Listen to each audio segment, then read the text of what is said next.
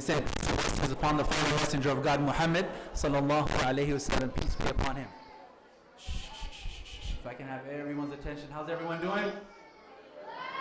MashaAllah, not bad, not bad.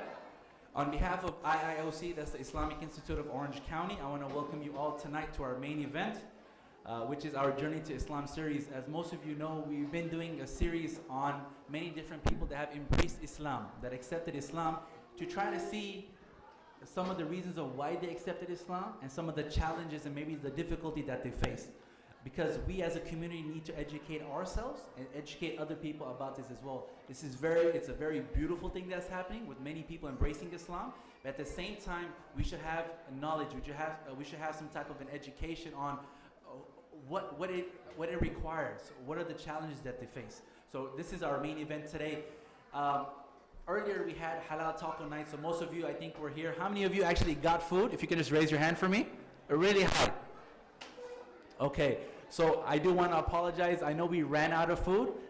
We are being live streamed right now, so I'm letting them know as well that they missed out as well. So don't feel, but we're very blessed. We had a lot of food, but alhamdulillah, all thanks to Allah, we actually ran out of food. So again, if anybody purchased food and you didn't get food, we'll go ahead and reimburse you. Just let us know, inshallah, okay?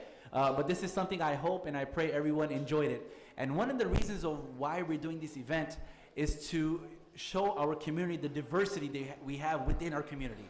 You'll be surprised at the diversity that we have.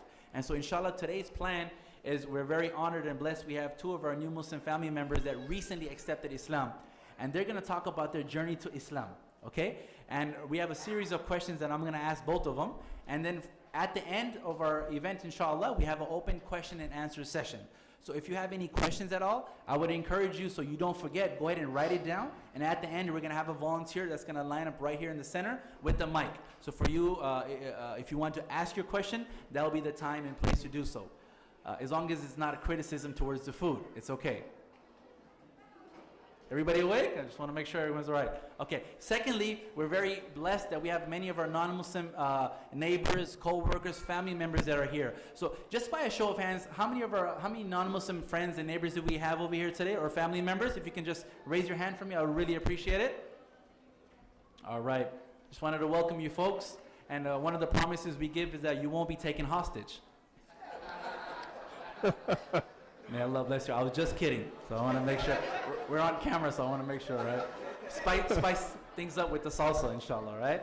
All right, perfect. Let's go ahead and get started. So to my right over here, we have Sister Rosana Gomez joining us, inshallah. And to my left, we have Brother Frank Carranza joining us here. And both of them, actually, their family members are here. If you can just raise your hands, family members of both Frank and Rosana, I would really appreciate it. Just raise your hands up. Okay, we have them here. Yeah. We have them here and we have here. Perfect. And third, before I forget, this event that we did, the Halal Taco Night, it was spearheaded by our volunteers, specifically within our New Muslim department. So many of those that individuals outside that were either giving you the ticket, giving your food, they were someone that recently accepted Islam. So what I will ask everyone to do on your way out is when you see them, most of them, if not all of them, have name tags, or you can recognize them from their stations, please make sure to thank them. Yeah? Make sure you thank them, because this took a lot of effort and a lot of work. And if anybody's interested in joining us as a volunteer here at the masjid, you're most welcome to do so. All right?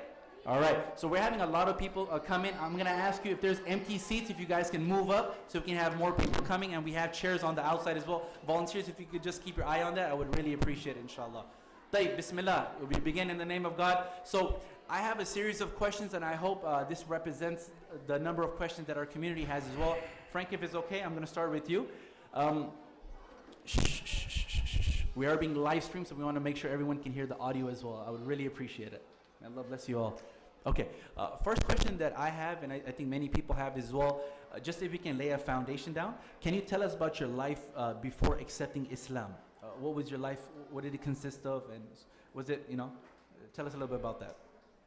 Well, first of all, thank you so much for allowing us to be here. Can you hear me? No? Okay. How about now? Much better? Okay. First of all, thank you to Allah subhanahu wa ta'ala for allowing us to be here, and it's amazing and mashallah to have all of you here. We thank God for everything that He has put together. So, going to Jamal's question, so I mean it's been a wonderful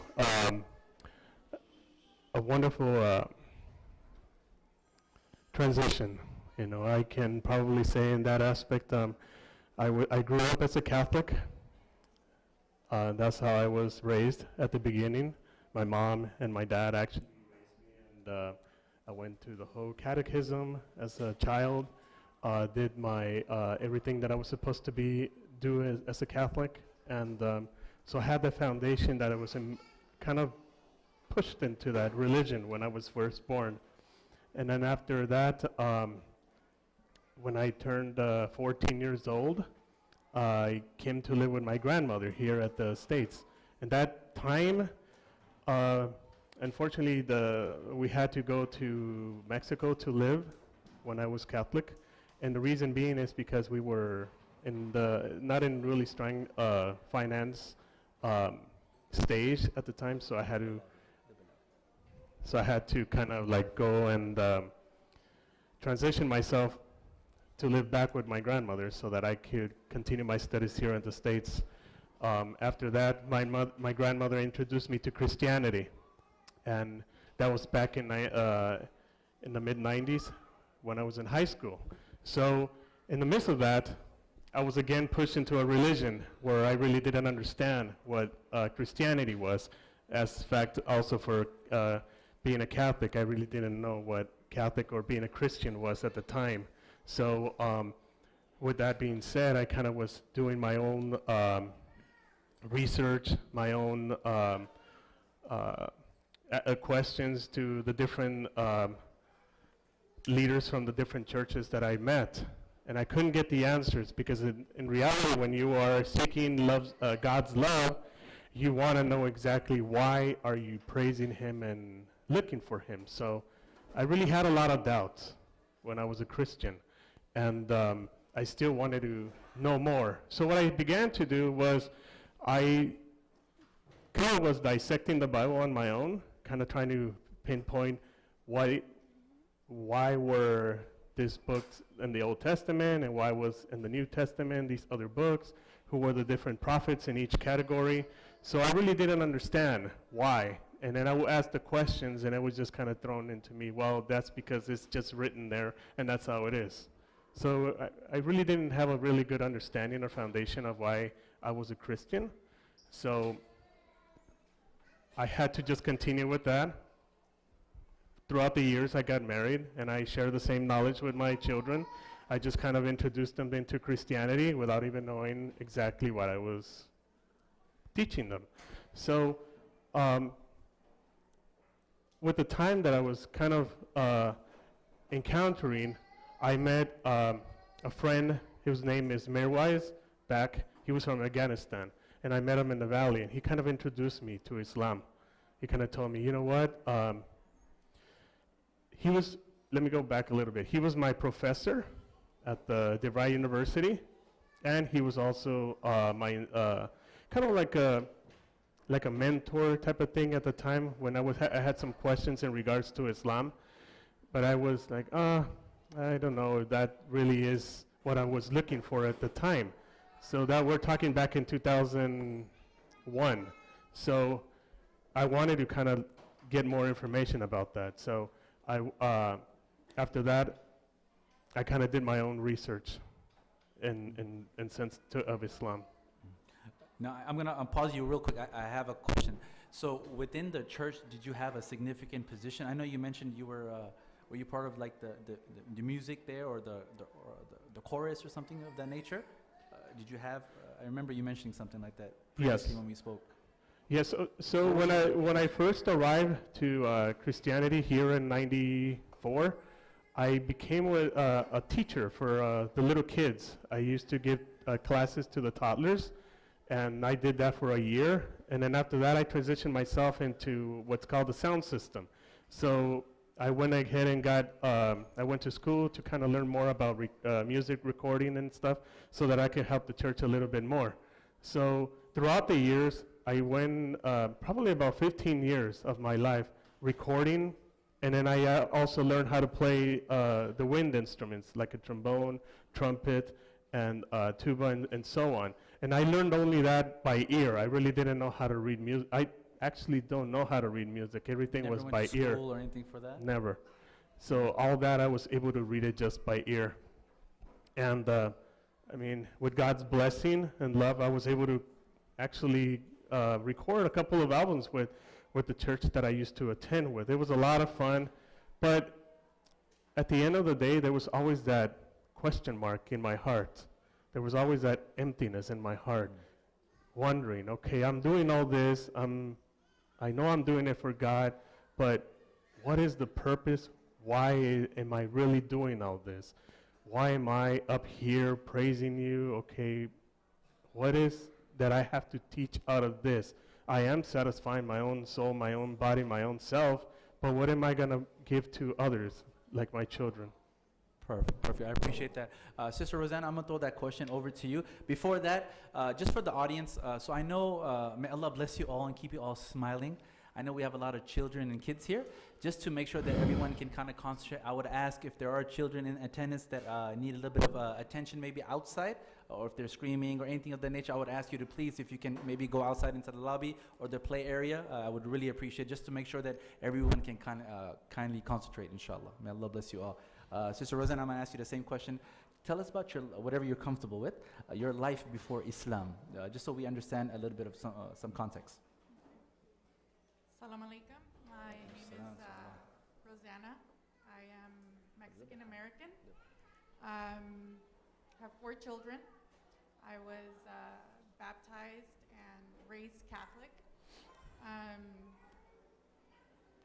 As a child growing up, I was practically, obligated to attend Mass every Sunday.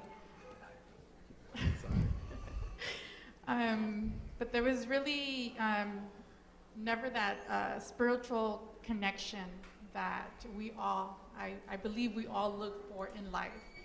And so growing up, I just kind of grew up just kind of following whatever was taught to me, whatever I saw, whatever was asked for me, go to church, pray, but really never found answers. I grew up living a somewhat troubled life as a young child, as a young adult, and I was unhappy with the way my life was going, and I would often question, God, why He had given me this life, why did I have to suffer so much? I just didn't understand, why I was being put through all these trials in my life. And so it made me become somewhat angry at the world. I would walk around with an unhappy face. Even people would often tell me after they, got to know me, oh, when I first met you, I thought you were really mean because you have this serious look in your face. A reminder for all of us, make sure everyone's smiling here at IIOC. We want to be welcoming to everyone. But I think it was more of like a mask that I would wear in order to shield away everything that was going on inside of me. So this was my life, I could kind of say, before Islam. Like I mentioned before, it was a very frustrating life.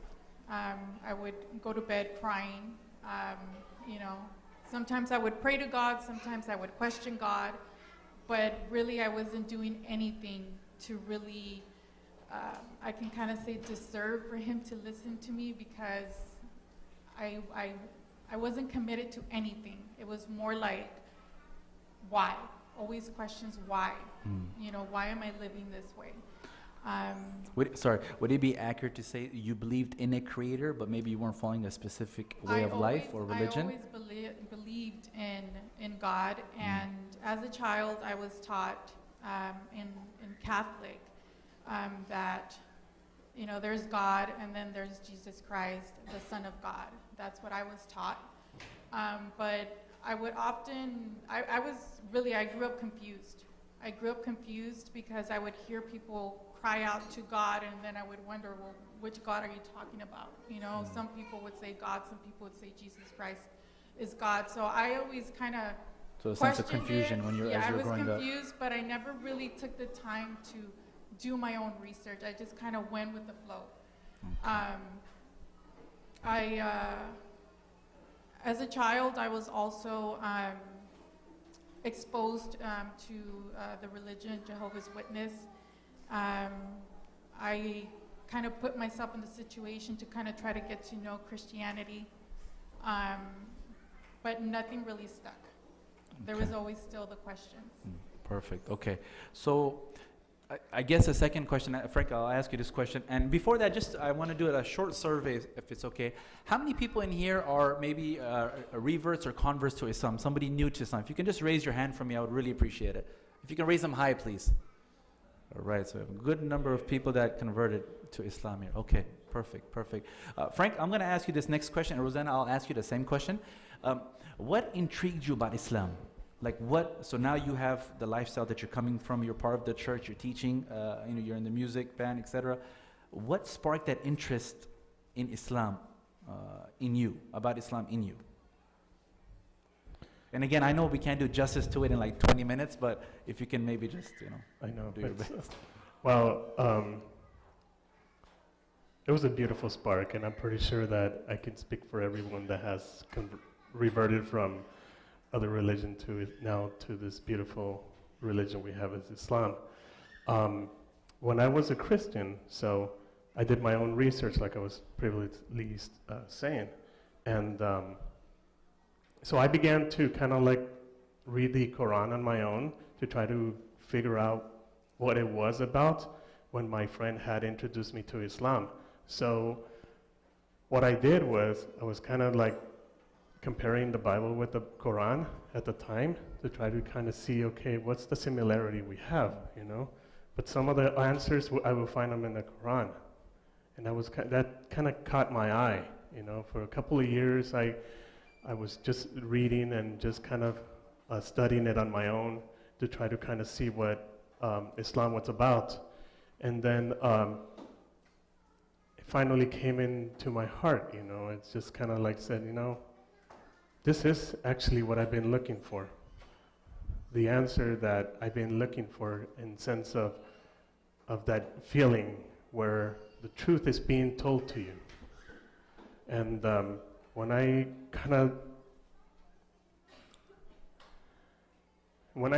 saw that, I felt so much peace. At the time, I needed some help to try to figure out how to get more help in sense of Islam, because there's not a lot of help out there to try to kind of see how to start, how to where to begin, what to do and how to begin. Yeah. So that's kind of like the obstacle that I was facing, and thank God, a friend that I had at work was able to kind of like guide me in sense of what to do. So when I asked my friend to guide me, we're able to contact Sheikh. I'm pretty sure most of you are familiar with him. He's Sheikh Yasser Fasaga from Mission Viejo. And I remember my friend was calling and calling, trying to get Sheikh to talk to me. And it was probably a couple of weeks, so we couldn't get a hold of him until I said, you know what, I'll call him myself. I'll leave him a message and I'll let him know that I'm really intrigued, trying to figure out more about Islam. I remember I left him a message and I said, you know what, Sheikh, this is Frank, and you know, I'm practically new at all this, and I really need some help and some guidance, and I really need you to return my phone call. Immediately that same day, he called me back, and I remember he was like, "Oh my God, I'm so sorry. I've been so busy and everything." So we were able to meet the next day, and it was such a great experience to meet with him, because when I went, it was the first time that I actually walked into a mosque. over at Mission Viejo, and I was just looking at everything, kind of like different Were you wording. nervous? First time walking into the mosque? Or because you know you hear a lot I about was the not mosque. nervous. I was actually excited to be in there, because I mean, it's everyone that actually received me really friendly at the mosque, and that was really nice to see. And then he kind of like say, "Are you Frank?" "Yes, I am." So it was the first time we had met, and then we went over to inside the mosque, the masjid, to kind of talk with one another, and he was able to kind of give me more advice in regards to how Islam was all about. He asked me certain questions in sense of why, how will I feel, kind of like Jamal was doing right now. So it's a wonderful experience, you know. It's something that I really don't know how to explain. Until this day, I mean, I can literally say, I feel like if it was yesterday, the time that I been transitioning into this. And every time I come here, I'm looking at everyone and I feel like I'm at home. You know, I'll go to another mosque, Allahu Akbar. and I feel the same way, you know, because I can feel the warmth of everyone, and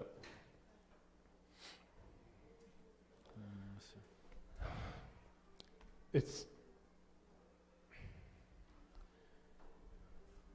converting to Islam. I guess it's been such an amazing touch from Allah. I mean, I sometimes see most of you that are Muslim, that were born in Islam, and I say, my God, you guys have it all from the beginning. And we don't, you know. We actually don't have that.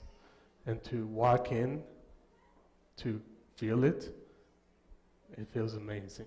And I can just tell you how much love I can actually tell you that it feels, and you should feel too. You know, I'm gonna add one thing, Frank, if it's okay.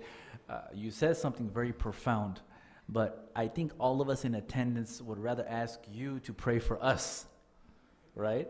Being that most of us, I would think most of us, or a good percentage of us, maybe are born into a Muslim family, so we were born into it, if you will. You chose it. Sister Rosanna chose it, meaning you had to really look at life and say, hey, is this the choice I want to make? Maybe sacrificing my job, my family, a title, so many different things. Whereas most of us, maybe we're born into it, so we don't really appreciate being a Muslim. And this is one of the reasons why we have events like this, to really make sure that we all here appreciate what we have, this blessing of being a Muslim.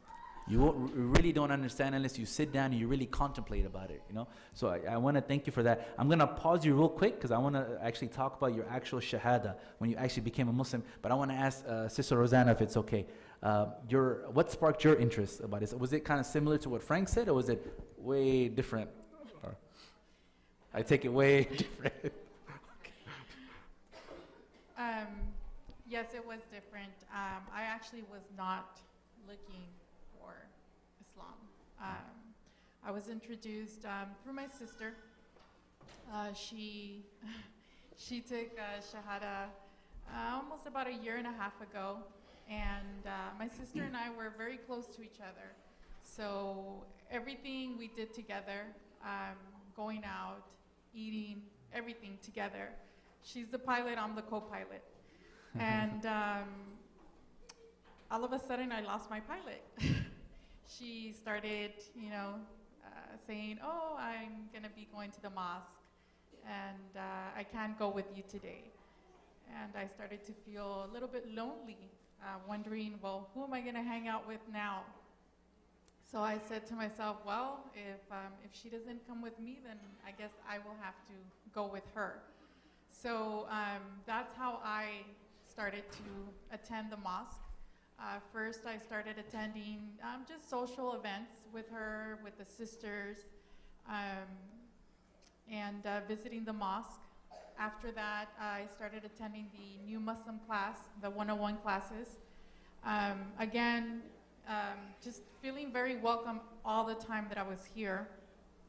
And For one of the Ramadans, I was introduced to my sister's mentor, which is now my mentor, Sister Nisha.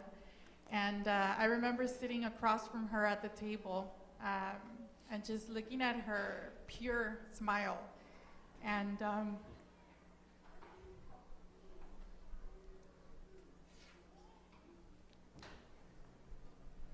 May Allah bless you. I can't like hug you or anything, you know, so just, may Allah bless you. I'm praying for you. I can like, you know, praying, but I can't. Inshallah. sorry, No, it's okay. I'll get it together. No, you're totally fine. May Allah bless you. May Allah keep you happy. I know. We can say ameen, it's free. You don't have to pay for that. Ameen. Inshallah. So just sitting in front of her and seeing the happiness in her and me wanting to have the same thing, the same feeling.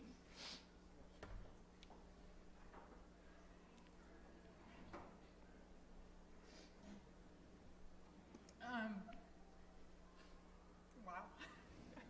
I didn't think I was going to do this. I thought maybe it was a salsa. Or the onions, or yeah. I don't know. Okay, I'll get it together. No, you're fine. Don't worry. Okay, so then I remember one time Brother Jamal was giving shahada to one of the sisters here, and before that, I would be asked a lot, well, you're here pretty frequently, why don't you just convert? And I was very hesitant, and I would say, I don't need to change my religion. I'm fine the way I am.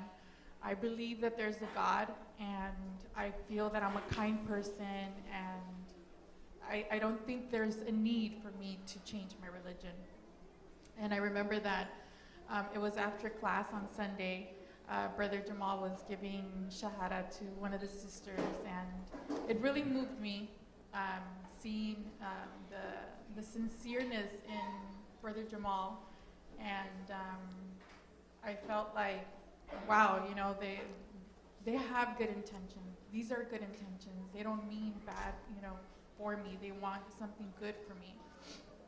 So I think those were some of the moments that really started to make me reflect and think that this was the right religion for me. Also, Yeah, I know you mentioned, sorry to cut you off. I remember you mentioned something about when your sister Blanca, she had the. You get, okay, perfect. I just wanted to hear that one because it's amazing. So, she'll fill you in right now. Don't worry. So one of the other moments that I had that really just, you know, like engraved in my heart. I visited my sister's house, and she was getting herself ready, and I remember she was very excited.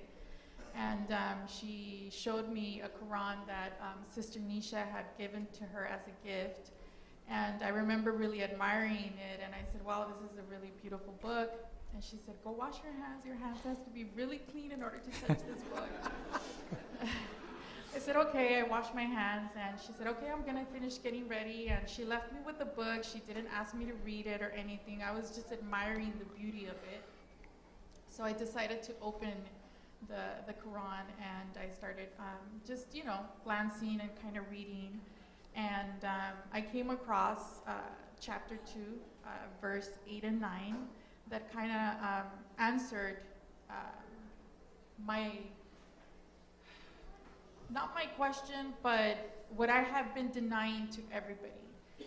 The fact that I didn't need a religion, that I didn't need to commit to anything, that I was just fine the way that I was living, just knowing that God existed, and as long as I had my own personal relationship with God, I didn't need a religion.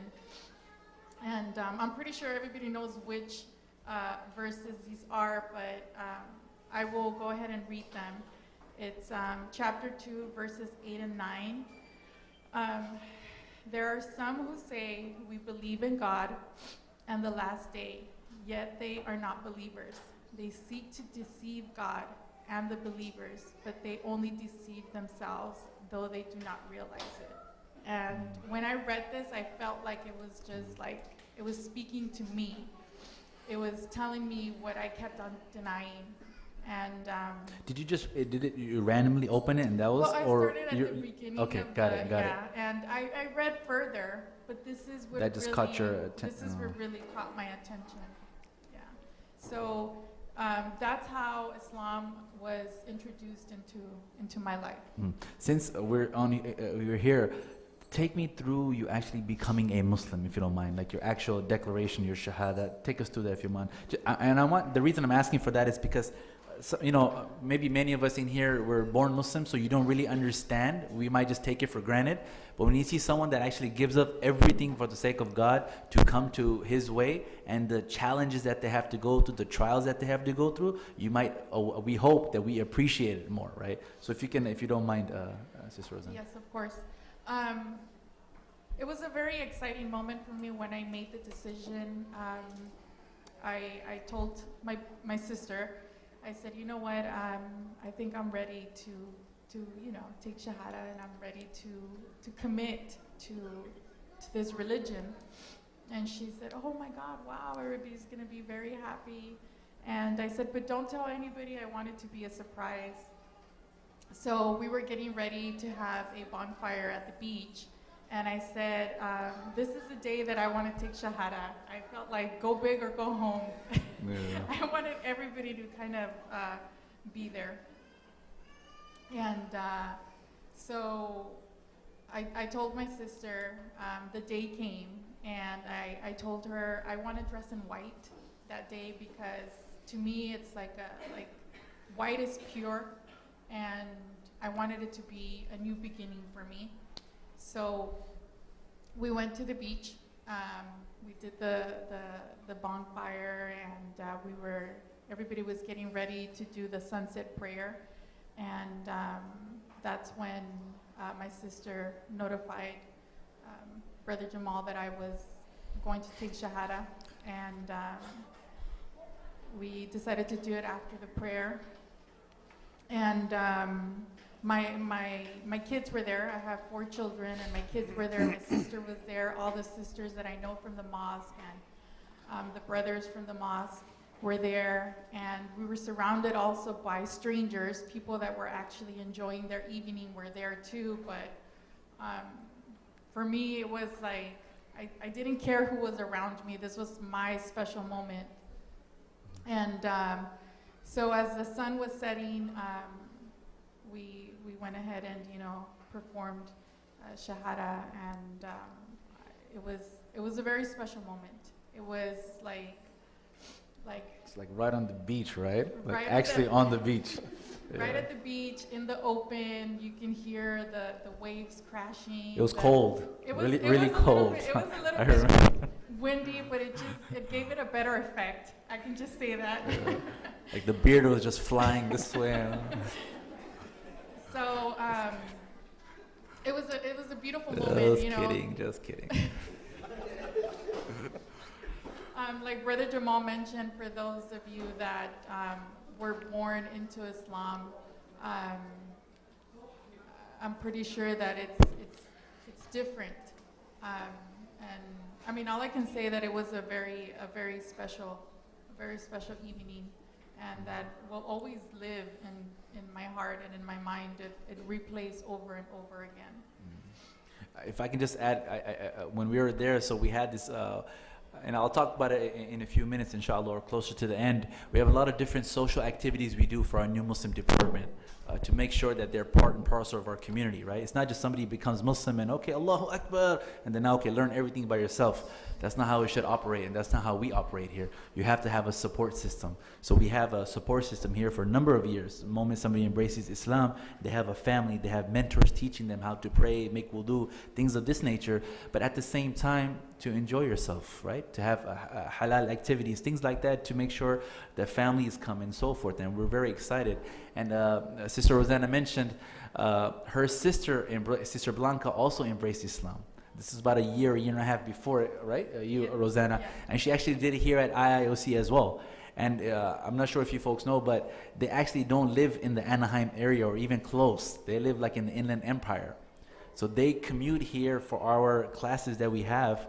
And that just shows the amount of dedication that the sisters have, and so many of our new Muslim family members. So I really appreciate it, and may Allah bless you. And that day you had your family there to support you as well.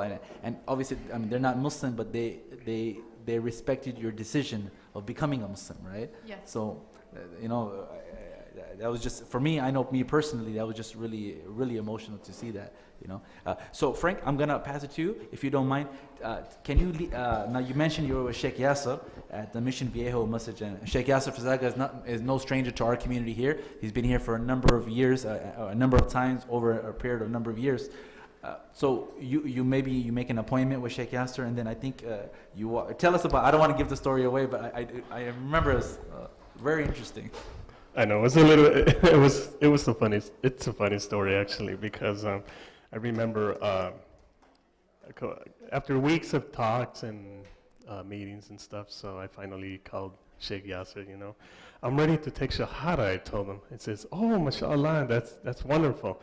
So, and I told him, so what do I need to do? He says, well, you just gotta, we're gonna do the Shahada, and then I'll get you to walk up to the front, and then you can do it in front of the brothers. And I said, okay. I thought that was pretty easy for me.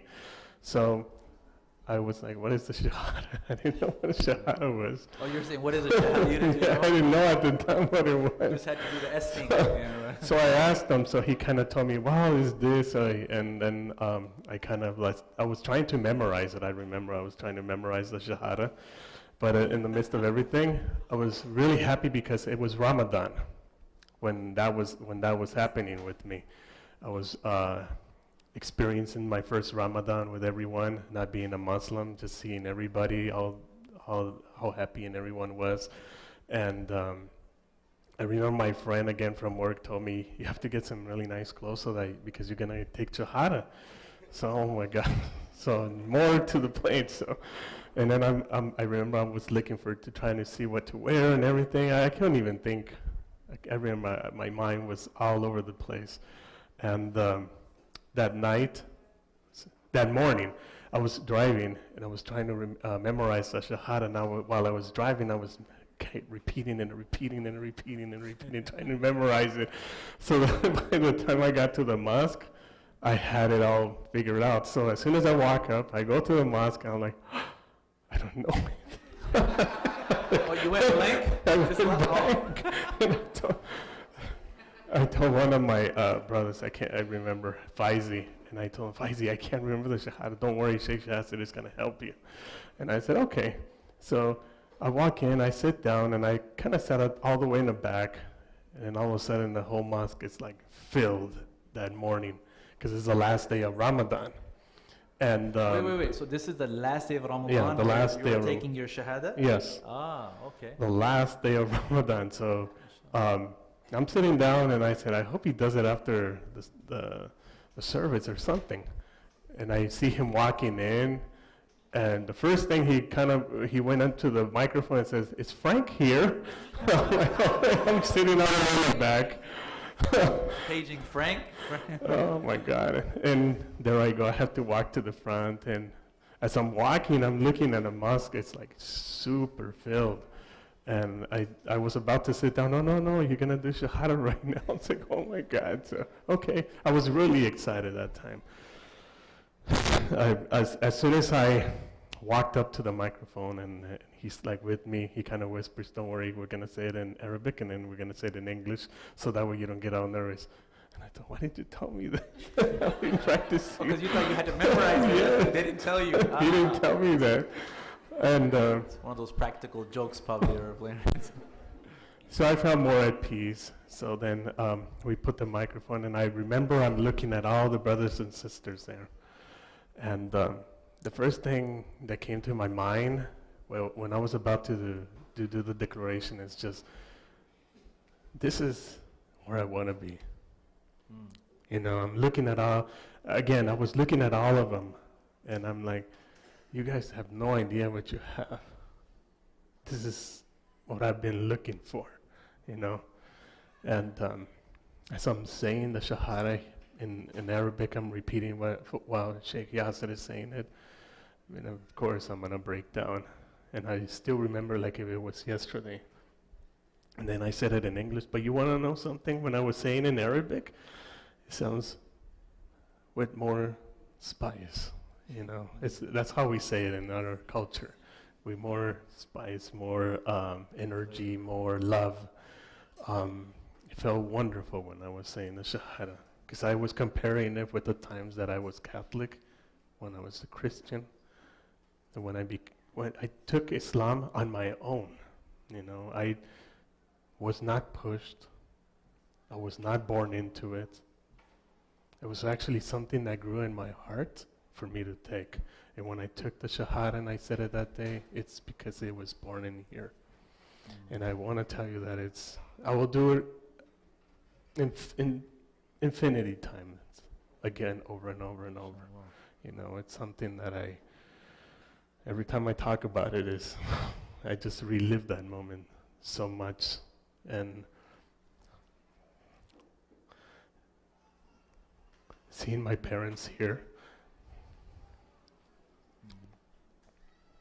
and just listening to what my adventure has been from Christianity to Islam, and now that I've settled, because this is what my heart has been looking for, it's just bringing me more joy than ever. You know. Allahu Akbar. Allahu Akbar. Allah bless you. Thank you so much. I know it's not the easiest thing to ask you both to open up and share your journey, so we really appreciate it.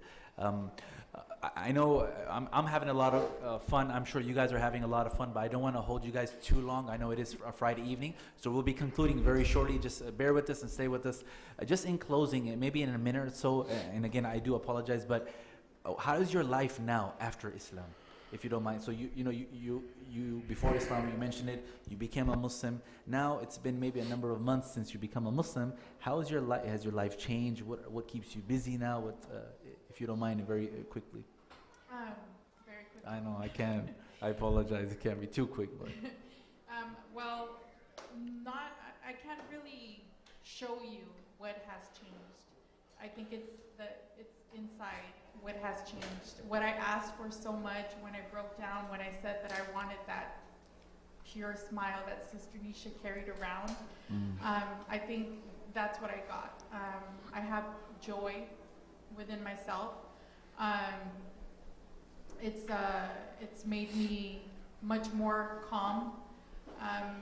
My issues, problems, they just didn't disappear from one day to another. It's been 3 months, but it just feels like I no longer carry the load. I've given it to Allah, and He's seen me through everything, and I just walk with more ease. I'm more happy. I have a better relationship with my kids, and then it's actually brought me closer to them, being able to include them in the activities that we do here. So, in a nutshell, it's really changed my life internally. Alhamdulillah. Thank you so much. Frank, if I can ask you the same question, maybe if you can just summarize your life now after becoming a Muslim. It's amazing. I want to say it's amazing. It's something that I've never thought that I would live ever in my life. One thing that I can certainly say is that the relationship between my mother and I has been repaired. You know, it's something that I thank God so much for, and Allahu Akbar, because He is just the one that did everything. Not only that, my dad is here. Never expected my dad to be here, and I'm so full of joy to see him here. Something that my son did a couple of days ago. We're actually just finishing watching the Dodger game, and he comes over, and before I drop him off, he tells me, Alhamdulillah. And I said, I kind of like, what? Say what? He caught me off guard, and I said, what did you say? He says, Alhamdulillah. You put that sometimes on your posts when you're posting pictures and in comments, and it says, oh, do you know what that means? He says, I know exactly what that means. That means praise, all praise goes to God. And I just said, wow. He says, yeah, I love that word, Dad, so please use it with me every time you're actually using it. And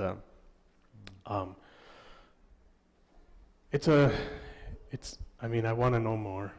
I mean, there's so much to learn. There's so much to kind of grasp. Right now, I'm reading, trying to research as much as I can, you know. But the nice thing about it is that while I'm researching it, while I'm reading about Islam, it's filling all the little gaps, all the little holes all the question marks are being answered. And right now I'm actually attending California Islamic University. I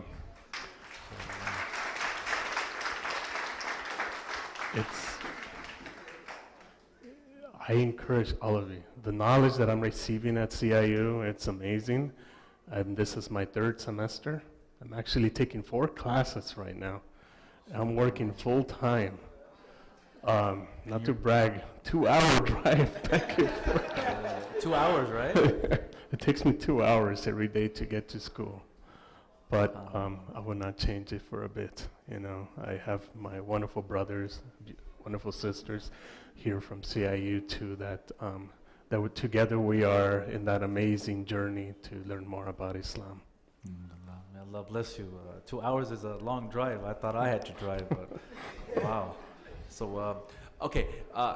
In 30 seconds, I'm going to ask both of you if it's okay. Just some last minute suggestions, advice, feedback, if you can, for all of us here as a community. But before we do that, I just want to let everybody know a few things, some of the services that we have here at IIOC. As you know, I think, and I could be wrong, but I think our masjid here is probably the only mosque nationwide that has a full-time dawah and outreach department. I don't know of any other that has a full-time service like that. So, if I can just really quickly, there's a number of services that we have that I want to make sure everyone here knows. We give guided tours of the mosque. So we actually have a number of people that are not Muslim, that are interested in Islam, that want to learn more about Islam. One of the ways that we reach out to them and educate them is to give them actually tours of the mosque. And this is something very interesting because many people, and this is something I've been finding in my experience, they think the mosque is only for Muslims.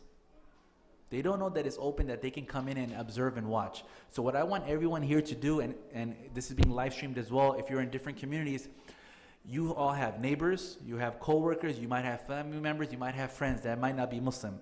Invite them to the mosque. Contact us. We have a number of volunteers that actually give guided tours of the mosque and show them what the mosque is, what Islam is, and who Muslims are, okay? That's the first thing. Number 2, our outreach department does a number of presentations at churches, colleges, universities, middle schools, high schools, you name it, because we're getting a number of requests, as I mentioned some months back, with everything going on with the political climate, the rise of Islamophobia, we're getting a lot of people in schools, churches that are reaching out to us.